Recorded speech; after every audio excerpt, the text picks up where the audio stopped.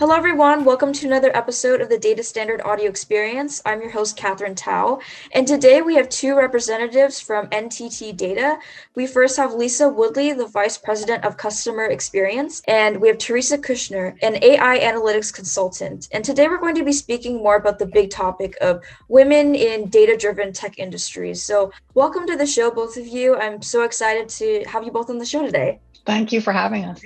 Thank you. Yeah, definitely. Can we have you both introduce yourselves? We'll just start with Lisa first, and then we'll go to Theresa. So just let us know how you kind of landed your role to where you are today. Yep. So I'm Lisa Woodley. I lead customer experience within NTT Data's digital transformation services practice.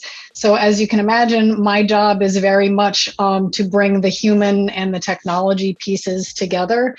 I have a sort of an unusual background. My degree is in philosophy. I have a design background. But honestly, my love of science fiction has always drawn me towards technology. And how do I combine the philosophy and the design piece with technology, which is sort of how I've ended up here. And I will say in my job lately, data in particular has become incredibly important about how are we delivering technological digital experiences to people. So my team is the one I call the representative of the human when we're talking about technology and innovation, and that's what we lead. Yeah, awesome. And then how about you, Theresa? You can go ahead and introduce yourself as well. Thank you. I'm Theresa Kushner. I work at NTT Data in the data and intelligence practice. What I do for companies is help them figure out how to use the data. Like Lisa said, every customer experience is driven by a piece of data that you collected. But how are you managing it? How are you curating it? And how are you making it available to people who need to know it, like your service reps or your websites or wherever your customers engage with you? I've been in this business for a long time, but I started in high tech very reluctantly. In fact, I didn't want to be in high tech at all. I'm a journalist by training. I have a master's degree in journalism. So that served me well, you can tell. I have actually learned that the thing that you need in the high-tech world, especially in data, is an intense curiosity. And so asking all of those questions, what is it, who is it, why is it doing this, that sort of kept me alive and interested. And high-tech's been an incredible journey. Yeah, and I'm sure both of you have come from very different and various backgrounds and fields to bring you where you are today. And it's great to hear both of your journeys. And I also wanted to start with Lisa. For you as a strong kind of female leader in a tech field, how has your journey been thus far? It's been a winding road. As you can hear from what Theresa mentioned, for many of us of a certain age, there weren't a lot of degrees for what I do. In fact, there weren't any degrees for what I do when I graduated from college. And so for many of us, for many women who are more senior in these tech roles, you'll hear a lot of winding road stories about how we ended up here. And honestly, if I were to sum up how my journey's been, it's honestly been kind of fun. Are there barriers? Absolutely. But the barriers never outweighed the fun I've had exploring and seeing this field grow. I mean, I think that's been sort of the coolest thing I started out as a print designer, and then web came, and then all of a sudden I was like, oh, what's this thing, this new web thing? Let's design for this. And seeing like where the tech industry is now versus where it was 20 years ago when I started. For those of us who have been a part of the tech industry as it has started to sort of become every industry, it's been a really cool and interesting journey. It's for those, Theresa had mentioned the curiosity earlier, curiosity of wanting to know new ways of doing things or learning about new things. And I think the tech field now, and certainly in the history that I've had here, if you are really curious and really want to understand how to do something different or how to change things or why things are working the way and why couldn't they work this other way, it's a great field to be in because there's just so many different areas that you can go into. You can, like me, you can decide to go into how do we use digital technology to change the way people are interacting. Or like Theresa, you can go more into AI and data and how are we, coming up with innovative ways to leverage data and AI. There's just so many different areas. And when I talk about my journey and I talk to people, I teach a class, I teach user experience design at Rutgers University as well. And the thing I tell my students there is just really, it doesn't matter what your background is. I have a philosophy degree. Theresa has a journalism degree. What really matters is that curiosity and that desire to learn, and that recognition that there's still a lot that can be done with technology in changing the world. And I won't go off on the ethics thing because that could be a whole nother podcast, but I think that's also important to think about. We need more people with diverse perspectives in this field if we want technology to change the world for the better. And so I think, my journey's been amazing, and I expect it to continue to be amazing because I think this is a really exciting area to be in. Yeah, I completely agree. And I think you brought some great insight about the importance of having more diversity in kind of the background of where you're coming from to go into the field that you're going into. We've had so many people on this podcast say that they came from different tracks, and they didn't come from, a technical major, but they ended up in more of a technical job. And everyone, you kind of figure it out as kind of life goes on, and you figure out what you enjoy doing. So it's great to kind of hear your journey. And Lisa, how has remote work really impacted working mothers throughout this past year? We've had a lot of different people come onto the podcast and also talk about how it's really impacted working mothers and how difficult it's been. So how have you kind of seen this throughout this past year? It's interesting because remote working is actually very beneficial to mothers. Remote working during a pandemic when they're also trying to homeschool their children, an entirely different story. And I've really worked with my team. We've gone through this because I've got many women on my team who are now stay-at-home moms, right? They're still on my team. I can tell you when school started to open back up, I'm here in New Jersey, there were definitely cartwheels happening with my team. So I think the impact, it's interesting because on the surface, the impact is they're juggling more because we know that women tend to have a higher percentage of the responsibilities at home. But what I've also seen on the flip side is some real humanity coming out, even with our own organization, NTT Data, in terms of the recognition of the challenges of a parent or a mother trying to homeschool a child and be in front of a Zoom video all day. And so I think NTT Data and many other companies have also extended the accommodations out to, scheduling. When are we scheduling things? How are we scheduling it? And being more receptive to the idea that, somebody's like me and my kid are going to be on this video call because I have them here at home all the time. I can't drop them off at daycare. So, I do think it's been a real challenge. And there's a real burnout potential happening because you're on video all the time and your kids are on video all the time.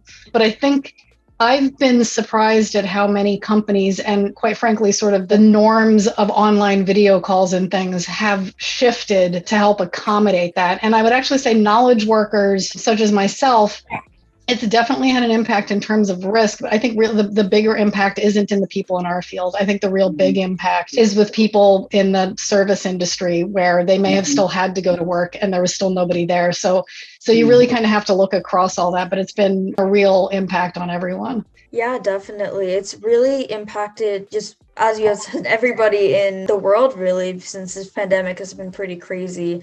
And the whole work life has really changed and really impacted a lot of people to work from home just in front of their laptops instead of, going and driving to work. So a lot of changes have been made, and hopefully, I know a lot of things are also opening back up, especially in the US right now with the vaccines kind of rolling out.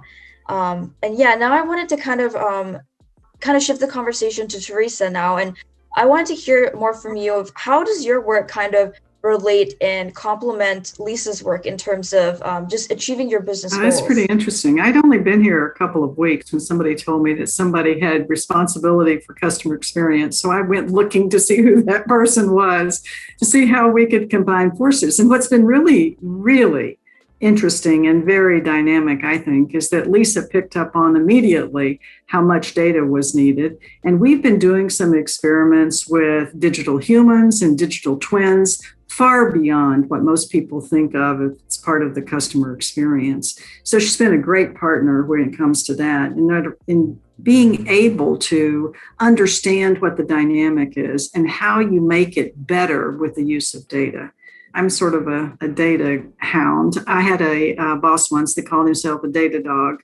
That is kind of what I look at. And I was thinking of that when you were talking just a few minutes ago. Do you know that 75% of all the unpaid work in the world is done by a woman? Think about that. So the pandemic simply made it harder for us to do the work we get paid for and the other 75% that we don't. So that's going to be something that we're going to have to live with for a while. Yeah, definitely. And I wanted to hear from, in your opinion, how do you think we should be able to encourage more women to kind of land more technology roles and go into this technology field? I thought about that question for a long time, and I think that you start young. This incredible story is that when I was in elementary school, I loved math, was absolutely a math whiz, loved it greatly. Then I turned a teenager and I got my very first male teacher, who was my math teacher. And when we didn't get the problem right, he would stand on his desk and throw erasers at us. So my love for math sort of disappeared. And as I have come through this journey, where math and science and everything is sort of required in today's world, I've thought about that several times, is that, how far would I have gone in calculus had I had a better sort of environment to begin with? Or it wasn't just considered a guy thing that the guys went and did. And women, took typing and shorthand and prepared themselves for whatever future was out there. But it wasn't a math future. So I think we're going to have to start with young girls. And quite frankly, you start in elementary school, but the place where it really makes the biggest difference is in middle school, because that's when you start to separate boys and girls and they start doing things differently. And that's when we get the tug to not go into the technical side of the house. Yeah, I think that's a really good piece of advice, and also it's good insight. I never really thought about the middle school time as being the most important, and it makes sense, because that's when they kind of really develop things that they're interested in, and they go into things they're just more interested in. You're able to pick the classes that you want to take during that time as well. And I think you brought up a really good point there. And Lisa, I wanted to also ask you now, so throughout your career, have you ever had any kind of strong female mentors that were able to kind of help you with your career path? I'm trying to think, because I don't have anybody that jumps to mind, because I seek out the mentors wherever they are, right? So it's not necessarily, what's interesting when I think about in my career, and in fact, it was in the previous job, and I brought one of them with me when I came here. It was actually peers. Yeah. And I don't know if that's because there weren't many women in the leadership positions, although to be honest, I came from a digital agency where there were 0 women in the leadership positions there.